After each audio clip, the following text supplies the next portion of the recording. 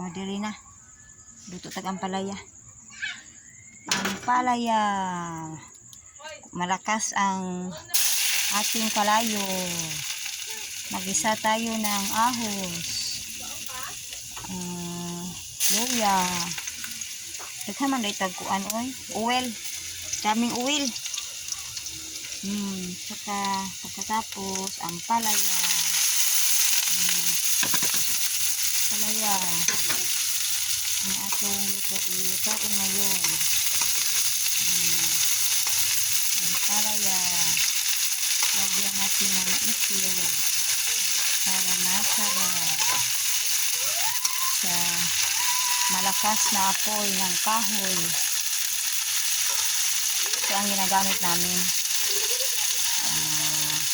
kahoy, kaya wala kaming gasol. Ito, tapos takpan muna natin, kay para ma-absorb ang ma-absorb kanyang lamas, para mabango, malambot. Yan, mabango, malambot, para malambot daw sabi ng kumakain. Tapos ito na siya, malapit na malambot.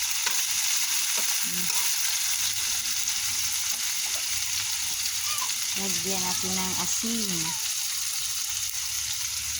para pag-alat.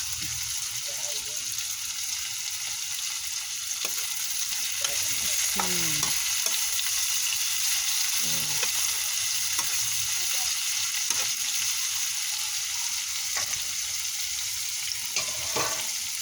Takpan natin ulit para lalong lumambot. Pag ikaw ay walang ngipin, makakain ka nito. Pag walang ngipin, ay malambot naman siya, diba? Tapos ito na. Ilagay natin ang itlog. Ito ang itlog, basta na ito. Itlog. Yan. Itlog.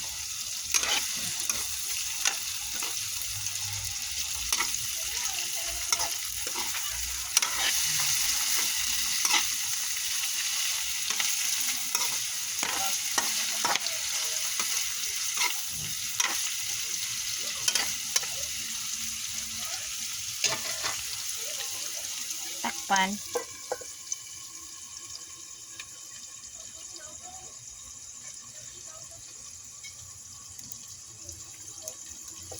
Ito, luto na. Tadaan! Yan.